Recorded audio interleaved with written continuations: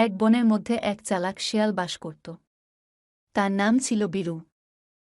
বীরু শেয়াল ছিল অত্যন্ত বুদ্ধিমান এবং সবসময় কোনো না কোনো কৌশল প্রয়োগ করে খাবার জোগাড় করত। একদিন বনের রাজা সিংহের ঘোষণায় জানানো হল যে আজ থেকে সব প্রাণীদের খাবার নিজ নিজ চেষ্টা করেই সংগ্রহ করতে হবে। বীরু শিয়ালের কাছে এটা কোনো বড় সমস্যা ছিল না, কারণ সে সবসময় কৌশলে খাবার সংগ্রহ করত। একদিন বীরু শিয়াল দেখতে পেল একটি খরগোশ গাছের নিচে বসে কিছু খাবার খাচ্ছে।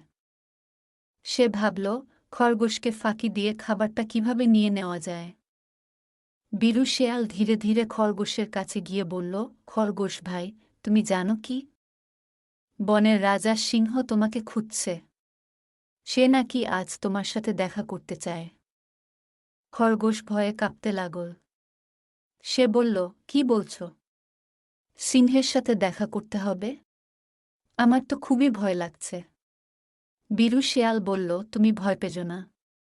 আমি তোমাকে একটা গোপন পথ দেখিয়ে দেব, যেখান দিয়ে তুমি পালিয়ে যেতে পারবে। খরগোশ আনন্দে বলল, তাহলে দয়া করে আমাকে সেই পথটা দেখিয়ে দাও। বীরু শিয়াল খরগোশকে একটা গোপন পথ দেখিয়ে দিল, যা বনের গভীরে চলে যায়। আর খরগোশ দ্রুত সেই পথে পালিয়ে যায়।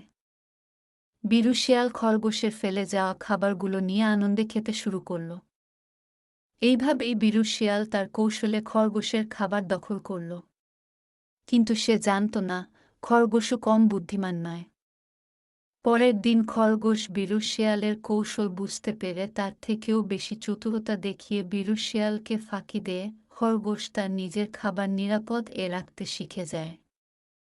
এই গল্প থেকে আমরা শিখতে পারি, সবসময় কৌশলে নয়, সৎ পথে চলাই শ্রেয়। কারণ কৌশল যতই চালাক হোক না কেন, একদিন না একদিন ধরা পড়বেই।